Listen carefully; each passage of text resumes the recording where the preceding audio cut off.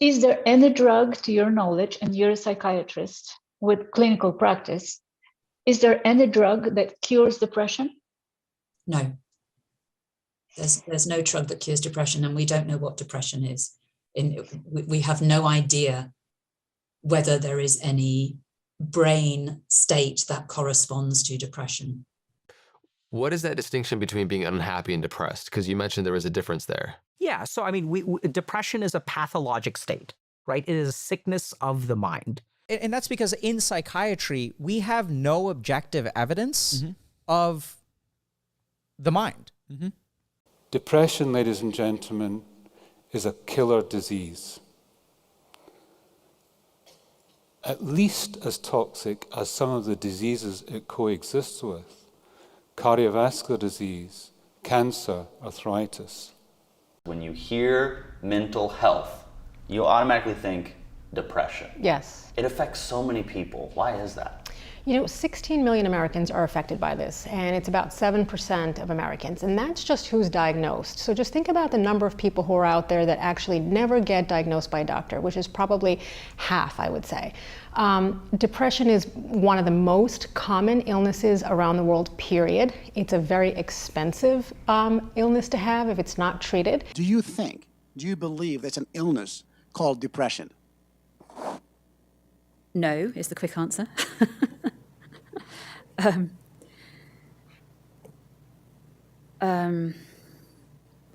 I don't think it's useful to think about what we understand as depression as an illness.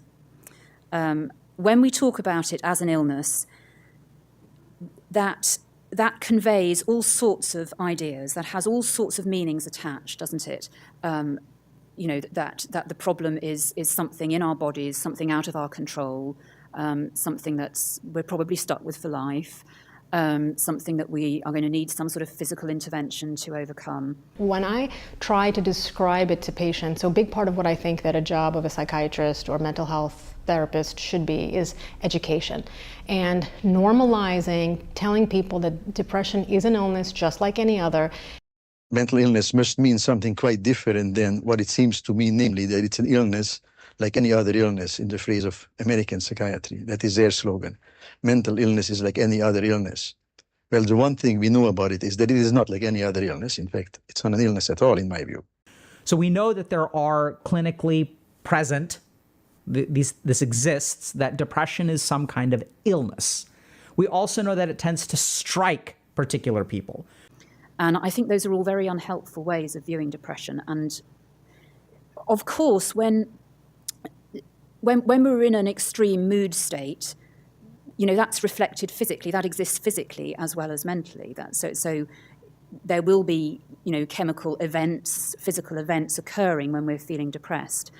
That doesn't mean that they cause our depression. So the interesting thing about the neurochemical imbalance hypothesis of depression is that I don't think that psychiatrists or scientists, if the people who are really educated, really ever had or necessarily believed that, you know, neurochemical imbalances cause depression. Because we look at this person's life and we say, this person should be happy. And if they should be happy and they're waking up every day and they're sad, that implies to me that there's a malfunction. And if something is broken, that also implies a particular way that we're supposed to fix it. So in this person, maybe their serotonin system is malfunctioning or their serotonin is low, which is why we can consider doing something like giving them medication. And then if we correct that sort of serotonin imbalance, they start to live the normal life that they're supposed to. And what I discovered as I researched for this program and as I talked to people was that what I had assumed to be the causal mechanism for these drugs, which was that they rectified the low serotonin levels in people's brains that caused them to be depressed, that this causal mechanism had long since been disproved by medical science. Well, it's hard. Again, we have to remember that any mental disease is a collection of symptoms and time. That's it. Well, but also we would hope, or our approach from the West is there's an underlying mechanism that's to be explaining the particular thing as well, right? Like for depression, we hope that it's some serotonin imbalance, or for anxiety or whatever else, we hope it's some imbalance of neurochemicals that can be treated in some way, right? That's the goal. Sure, but the thought, the approach, yeah. So serotonin does a lot of different stuff. And just because the neurochemical imbalance sort of theory may not be as strong or may even be false, does not actually say anything about the efficacy of antidepressant medication. Because we have clinical trials that even if we don't know how it works, we still have evidence that SSRIs or antidepressant medication are effective for depression. So, I mean, are you saying that SSRIs are a bit like alcohol? Absolutely. They change the way you feel. Absolutely. Antidepressants are mind-altering, brain and mind-altering drugs like alcohol, like cannabis, etc. That doesn't mean that the effects that they produce are exactly the same as the effects that alcohol produces, but in principle, they do the same thing. They change our mental states quite subtly in the case of many antidepressants, but nevertheless, they do produce these changes, particularly this characteristic emotional numbing. And indeed, when I interviewed for the program the head of marketing at Eli Lilly, the pharmaceutical company that produced Prozac, he conceded that there was only a statistical correlation between taking Prozac and the alleviation of depression. In other words, the man responsible for marketing this drug didn't know how it worked. Okay? I think that's kind of astonishing, actually. At a very deep level, we don't understand really what's going on in the brain. We don't have a physical interpretation of the problem. We have all these symptoms, but we can't yet point to a set of cells or a set of circuits or an activity pattern that is causing major depression, this disease state per se, in human beings.